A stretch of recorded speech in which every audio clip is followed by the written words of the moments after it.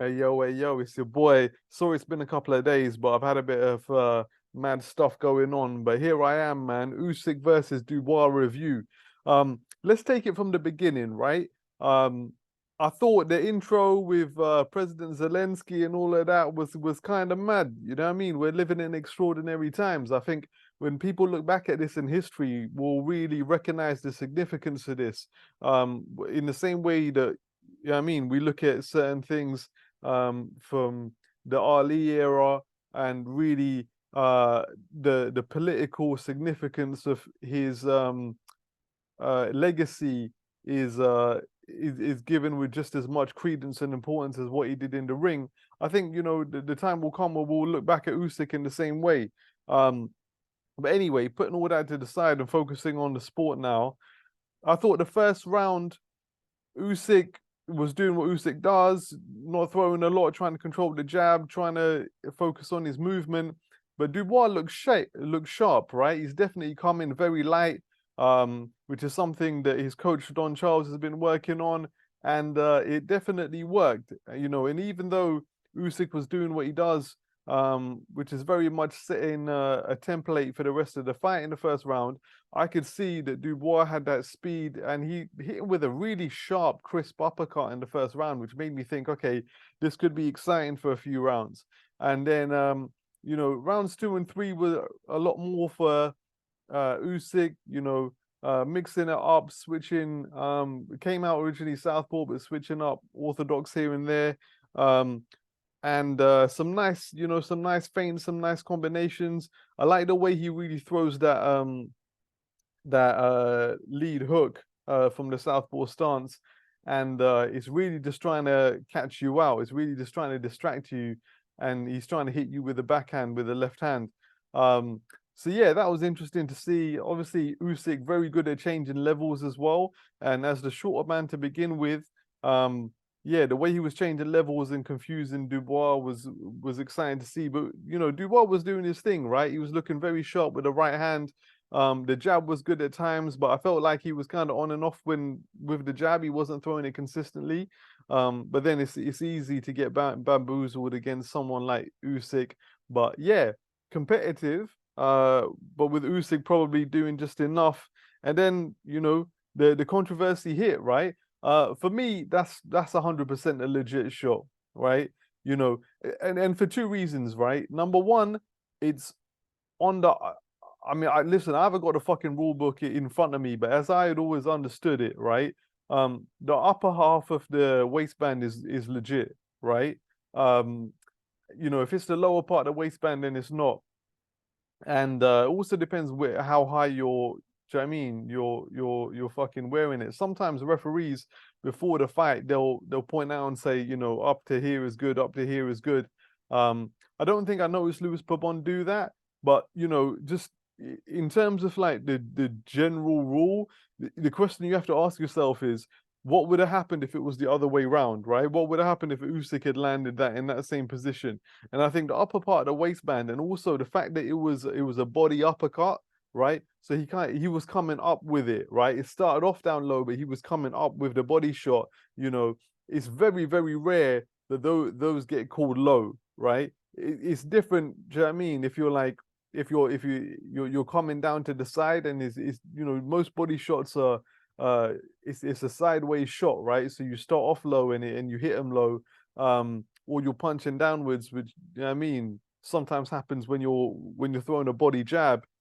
I mean? Fair enough, but when at the point at the point of impact, right? You can see that his knuckles are upwards, right? And he's hit him with his knuckles up on the upper part of the waistband. Listen, if that's the other way around, Dubois is getting counted out. And so, yeah, I think that was a scam. The thing people got to understand, right? There's not enough time to go on a whole long one about corruption in the sport. Is that even without anyone saying a word to Lewis Pabon, yeah, you got to understand the algorithm is going on in Lewis Pabon's mind, yeah, that I'm getting X amount, couple of grand, maybe 4 or 5 grand, right, to be the referee for tonight. Okay, maximum maybe he's getting 10 grand. Okay, but to then be part of the Riyadh season, and do the undisputed fight between Usyk, who's signed to Skills Challenge, who are the promoters, do you know what I mean? Or the financiers of tonight's promotion, or financiers, should I say. Anyway, Riyadh season, yeah. Usyk, Fury,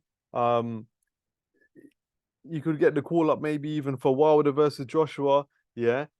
He's getting like 20, 30, 40, 50 grand for those fights, right? So even if nobody's ever spoken to him, in that moment, he's doing quick maths here and saying that, yo, if I count Usyk out, yeah, I might get, do you know what I mean, the gig for Dubois Fury in fucking like Wembley Stadium, yeah, but that's gonna be like 5 Gs. I could get 50 Gs. Do you know what I mean? If I keep Usyk in this thing, right? So yeah, that implicit corruption, like you gotta understand, referees, judges, they are all paid as a function of the promotion. Yeah, the value of the promotion, yeah, dictates what the officials get paid. So yeah, you are not gonna count out the guy who's the promoter's boy and like ruin a much bigger value fight. And it is a much bigger value fight, right? And so yeah, I think like it is what it is from that point of view. Usyk got his 5 minutes to recover. The thing I do want to say though, in an alternate universe, yeah, where the referee gave Usyk a count, I think Usyk gets up, right? I think he was doing what he needed to do to milk the full 5 minutes. Why wouldn't you? And to also set the seed in the referee's mind, in case he needs to call upon it in future rounds, which he did. But you know, in the alternate universe where the referee does give him a count, I think Usyk gets up and possibly even still goes on to beat him.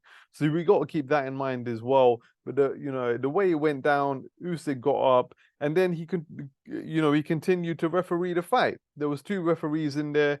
Usyk was the chief referee, and Louis Pabon was his assistant. If Usyk said it was low, then it was low.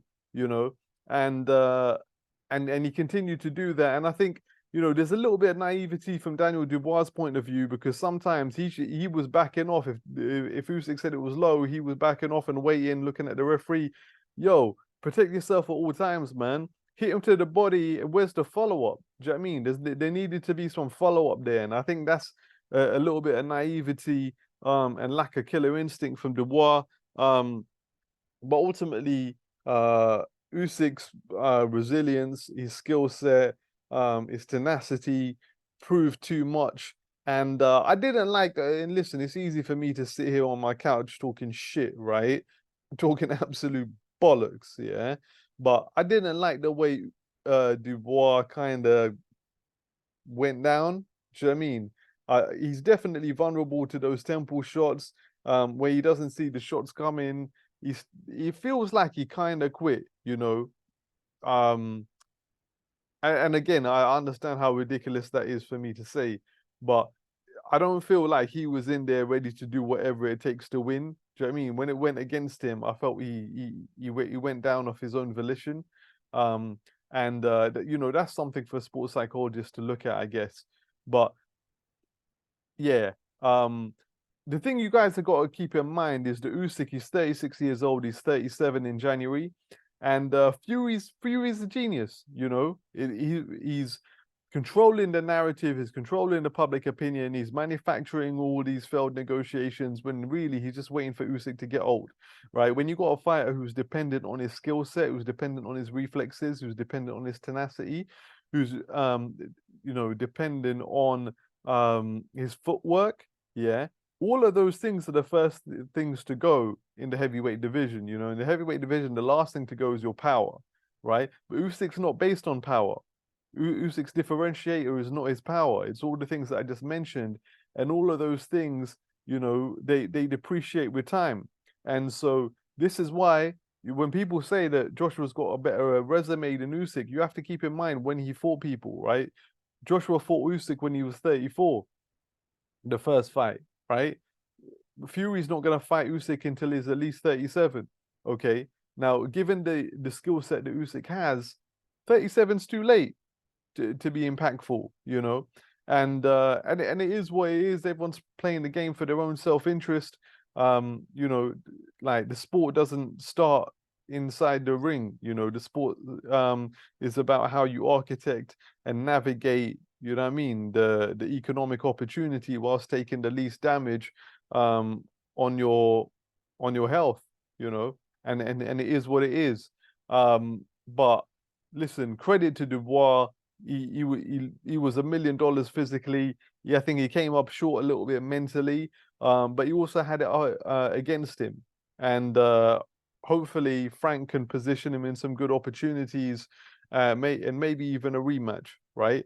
We'll see what happens. You know, obviously Frank has input into Tyson Fury as well. He might say, I don't want to make that fight. I want my man to get a rematch. So we'll see what happens there. Credit to Usyk as well. You know, he's a genius. And he showed a lot of heart in there, but he also showed a lot of vulnerability. And I think he's at a point where he's too old to beat Fury. I think he would have been in with a shot when he was 34. But yeah, by the time we get into next year, he's too old to beat Fury. I still think like the most intriguing fight is probably Usyk versus Wilder. You know, can Wilder catch him and clean him out, right? And Usyk's still got some vulnerability that we've seen in this fight, but obviously can Usyk just, you know, bamboozle him and outskill him? But I think more than likely Fury beats Ngannou, and then we see that fight next year and Usyk gets beat. But you know, I'm glad that he got his moment. He deserves it. He's been a great fighter, especially in his hometown. It would have been quite sad to see him get bashed up. But yeah, I feel like as I say, the main thing Triple D needs to work on is his mentality, right? If he can evolve a stronger mindset, I feel like he can do incredible things. He's got all the gifts. And I'm rambling now. So yeah, I'm gonna say some more shit tomorrow. Peace.